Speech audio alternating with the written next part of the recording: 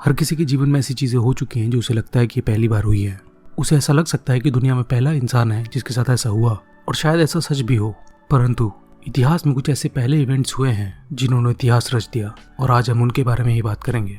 ये कहा जा सकता है कि आज घड़ियां किसी तरह के स्टेटस सिंबल को रिप्रेजेंट करती हैं, लेकिन सदियों पहले इनका इजाद सिर्फ जरूरत को पूरा करने के लिए हुआ था।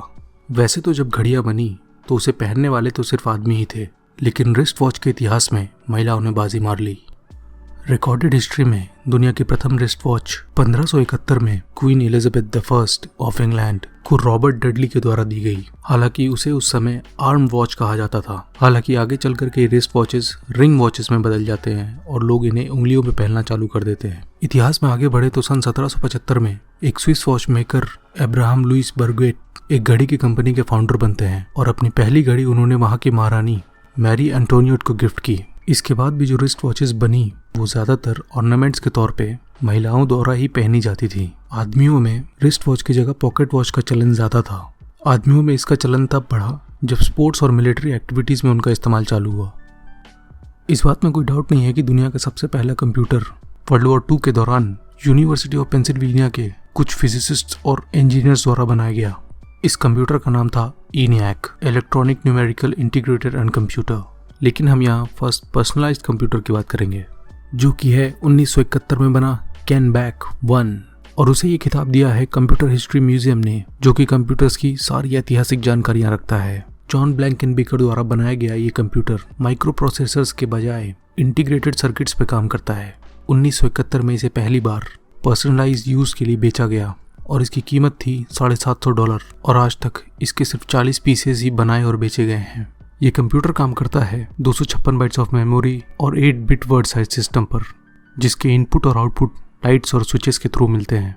Altair 8800, जिसको कहा जाता है कि एक्चुअली में ये सबसे पहला पर्सनलाइज्ड कंप्यूटर था, परंतु 1975 में बने Altair 8800 के कैरेक्टरिस्टिक्स काफी हद तक कैनबैक 1 से मेल खाते हैं। इसलिए कहा जा सकता है कि Kenbak 1 was the first personalised computer to be sold.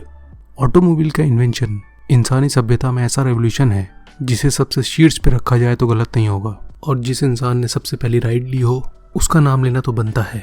1885 में एक जर्मन नेम्ड कार्ल बेंज ने दुनिया की पहली प्रैक्टिकल मॉडर्न ऑटोमोबाइल का निर्माण किया, जिसमें कि लोग बैठ के ट्रैवल कर सकते थे, जिसका नाम बेंज पेटेंट मोटर वैगन दिया गया। आज तक इसकी सिर्फ 25 गाड़ियां बनाई गई हैं। हालांकि अभी तक किसी ने भी इस गाड़ी में लंबा रूट ट्रैवल नहीं किया था, अंटिल 1888, जब कार्ल बेंज की पत्नी मार्था बेंज ने अपने 2 लड़कों के साथ बिना अपने हस्बैंड और अथॉरिटीज को बताए हुए मोटर वैगन के मॉडल 3 को मैनहाइम से फोर्सहाइम तक दौड़ाया, और उन्होंने कुल 106 किलोमीटर का डिस्टेंस कवर किया। बिना बताए जाने का कारण एक तो पहला उनको अपनी माँ से मिलना था, और दूसरा गाड़ी की मार्केटिंग करना, क्योंकि उनके हस्बैंड अपनी इन्वेंशन को मॉनेटरीली कन्वर्ट नहीं कर पा रहे थे। और इस तरह वो पहली ऐसी इंसान बन गई जिन्होंने एक्चुअली गाड़ी की राइड की। वैसे तो फोन्स हमारे जीवन का इंटीग्रल पार्ट बन चुके हैं, लेकिन इस स्टेज तक पहुंचने के लिए टेलीफोन्स में लाखों ट्रांजिशंस करने पड़े हैं। लेकिन जब अलेक्जेंडर ग्राहम बेल ने दुनिया की सबसे पहली टेलीफोनिक कॉल की थी, तब उन्होंने सोचा भी नहीं होगा कि आज हम यहाँ पहुंच जाएंगे। 10 मार्च 1876 को पहली कॉल मिलाई, ये डेमोन्स्ट्रेट करते हुए कि इलेक्ट्रिसिटी के थ्रू बात की जा सकती है। उन्होंने पहला कॉल अपने असिस्टेंट थॉमस वॉटसन को किया, और उनके पहले वर्ड्स थे, mister Watson come here, I want to see you. आपको ये जानकर के हैरानी होगी कि टेलीफोन उन्होंने बाय मिस्टेक इन्वेंट किया। दरअसल उनकी रुचि बचपन से ही साउंड्स के साथ एक्सपेरिमेंट करने में थी, क्योंकि उनके माता पिता दोनों ही डेफ और डम थे। आगे चल करके ये famous American company American telephone and telegraph company AT&T के को फाउंडर भी बनते हैं। 1903 में राइट ब्रदर्स ऑलरेडी फ्लाइट को सक्सेसफुली उड़ा चुके थे, लेकिन इसके बाद भी इंसान को 10 साल लग गए इसे कमर्शियली कन्वर्ट करने में। 1 जनवरी 1914 ये वो दिन था जब पहली बार किसी फ्लाइट को कमर्शियली यूज किया गया हो। इस फ्लाइट को सबसे पहली बार सेंट पीटर्सबर्ग से टैंपा के लिए उड़ाया गया, जिसकी दूरी महज 27 किलोमीटर थी, और वहां तक पहुंचने के लिए फ्लाइट को महज 20 मिनट लगे। आप सोच सकते हो ये कोई खास टाइमिंग नहीं है, लेकिन उस समय इसी डेस्टिनेशन को ट्रैवल करने के लिए स्टीम शिप से 12 घंटे लगते थे और ऑटोमोबाइल से 20 घंटे।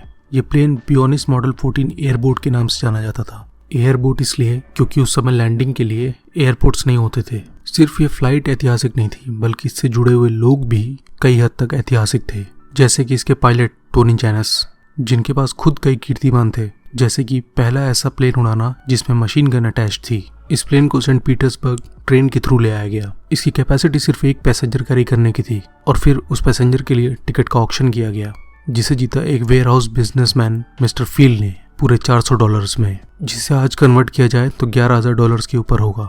इस फ्लाइट को देखने के लिए सेंट पीटर्सबर्ग में 2000 से ज्यादा लोग आए हुए थे। जेनस ने फ्लाइट को सिर्फ 50 फीट की ऊंचाई तक ही उड़ाया और जब 20 मिनट बाद वो टैंपा पहुंचते हैं तो 3500 लोग तालियों से उनका स्वागत करते हैं। इसके बाद इस एयरलाइन का दूसरा मॉडल भी बनाया जाता है और इसे हफ्ते में 6 दिन में 2 बार रेगुलरली फ्लाई किया जाने लगा। टिकट की कीमत $5 पर पर्सन और 5 किलोग्राम पर 100 पाउंड सामान की कीमत तय की गई। उस समय के हिसाब से ये ज़्यादा था, लेकिन आप सोचिए टिकट्स 16 वीक्स के एडवांस में बुक हो रहे थे। जब राइट ब्रदर्स ने पहली फ्लाइट उड़ाई होगी तो उन्होंने सोचा भी नहीं होगा कि कैसे कमर्शलाइजेशन फ्लाइट्स के इन्वेंशन को बूम कर देगा। इस वीडियो में मुझे और 5 ऐड करने थे, लेकिन वीडियो काफ़ी लंबा हो जाएगा, इसलिए मैं इसका सेकंड पार्ट बना के डाल दूंगा। अगर आपका इंटरेस्ट हो तो देख लेना, वरना यहीं से सब्सक्राइब करके आप अपने दूसरे कामों में लग सकते हैं। And as always, thank you for watching.